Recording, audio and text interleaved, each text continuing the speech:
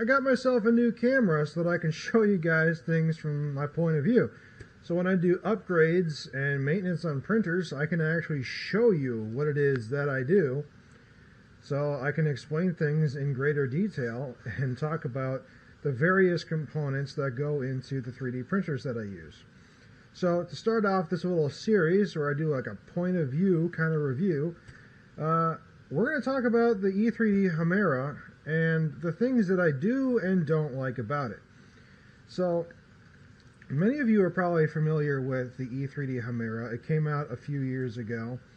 And the first thing that happened when this thing came out was there was a recall. This unit was part of that recall, but was never sent back.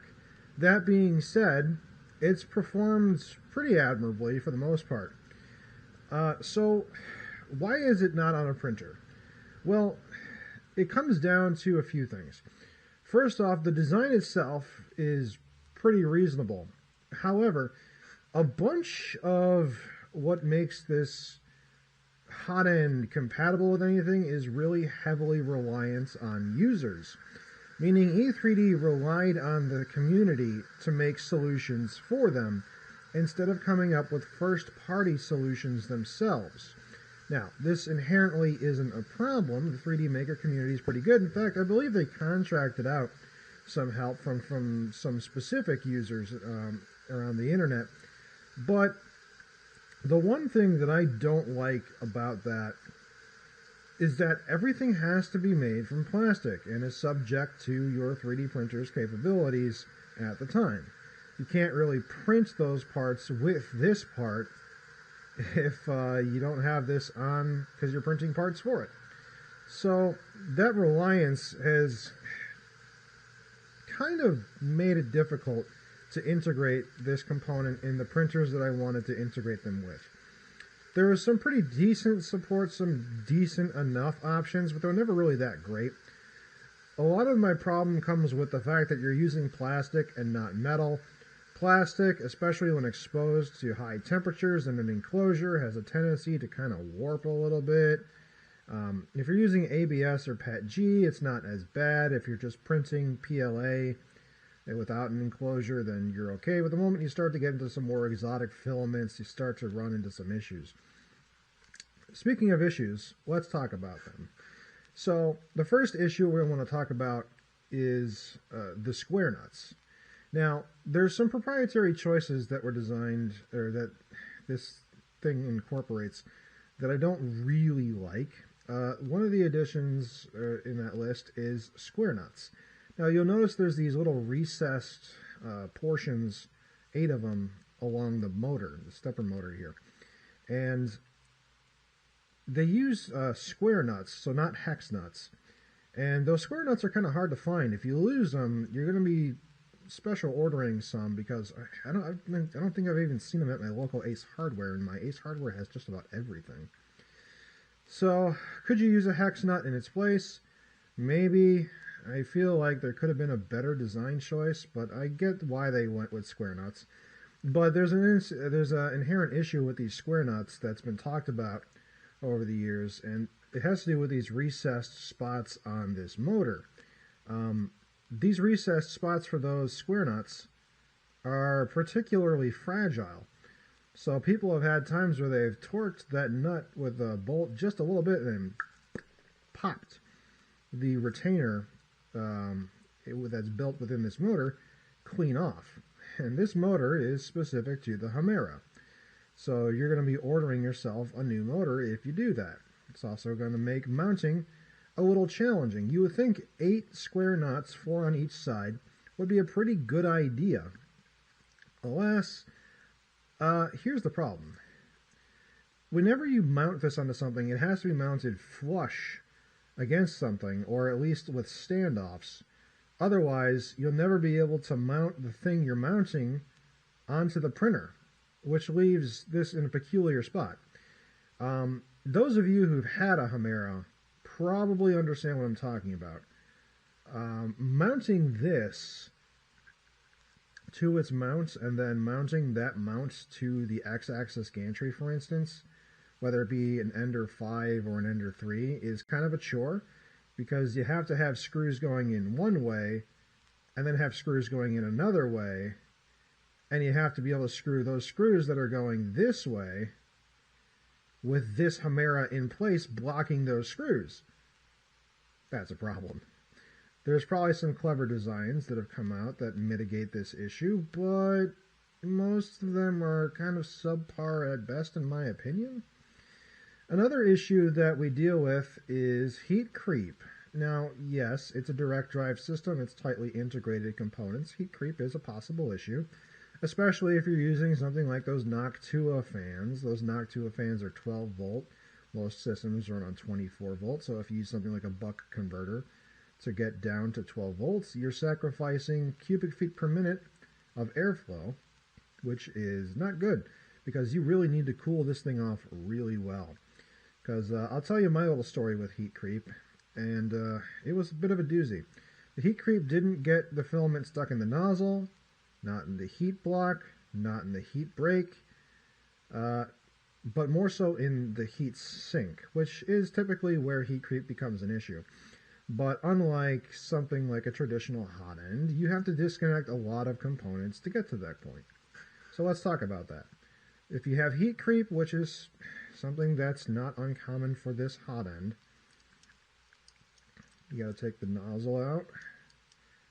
You got to take, well, you don't got to take the heat block out, but I'm going to do that right now for the sake of demonstration. And that means you got your thermistor and your heater cartridge that you got to worry about. I'm going to turn on my headlamp here so you guys can see a little better.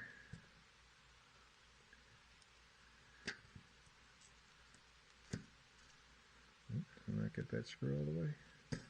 Screws in there just a little bit. Yeah.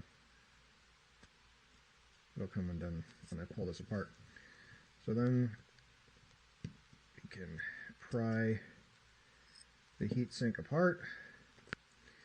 And now we've got the motor itself with this little tiny press fit gear that spins on this gear, which turns the hobbed gears, which we'll talk about in a second.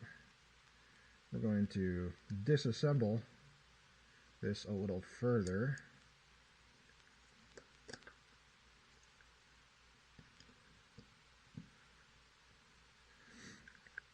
And now we get to the crux of the issue, which actually we need to disassemble this even further. We have to take the lever out and a spring to get to the heat sink where the filament is pushed through. The filament goes through this tiny little hole, and that's unfortunately where it got stuck for me. So you've got the hobbed gears on either side, to the left and the right of where the filament is driven from the top to the bottom. And if this heatsink gets hot, which it will because it's a really tightly integrated component, what will happen is this aluminum will get hot and the filament will reach its glass transition temperature inside of this hot end, on the heatsink specifically, and will melt just a tiny bit. Once it gets past that glass transition temperature and gets stuck, it'll get gooey right up in there. And then you got to disassemble everything all the way down to this part to get it undone. Now, luckily for me, I was able to just use some flush cutters and cut the filament away, and I was able to pull it through, and luckily everything came out. But if it gets to the point where it's actually gooey and it's like stuck on the walls of this heatsink, you're going to have one heck of a time dealing with that. One way you could deal with it is put this heat block back on and get it kind of snug and leave it like this without a fan or anything, and then get a soldering iron, put the soldering iron in where the heat cartridge would go, and then induce heat creep so that you can melt the plastic that is inside of this aluminum case, and then hopefully you can take an Allen wrench and push it through and it'll pop out this side right here, right from the center, and then you can pull it out. You just need to get to the glass transition temperature where it starts to melt and deform a little bit, which isn't too hard. But it is a pain in the butt, and there's something to be said about Bowden tube-driven systems when it comes to ease of maintenance.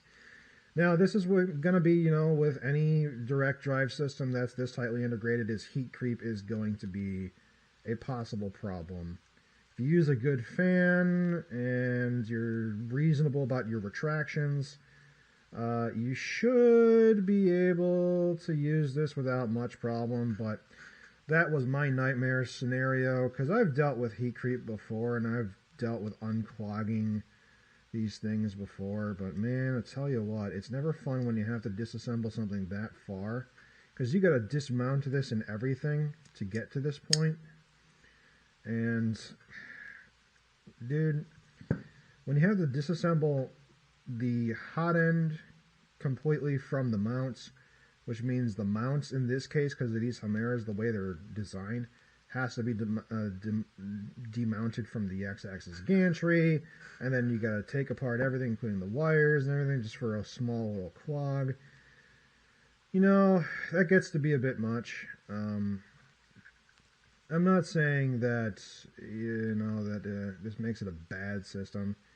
It's just something to be aware of if you yourself are considering this particular hot end. Now, I know there's different versions of this hot end that are out, and in fact there are clones that have attempted to replicate the success of the Hemera and even improved on the Hemera, which, you know, is something to be said. The design is good enough to use for most situations, but I recently found myself switching to a micro Swiss for my Ender 5 because, one, there was a complete lack of support for mounting options outside of me designing my own mount for it, which I was going to do at one point for the Ender 5 Plus that we have, or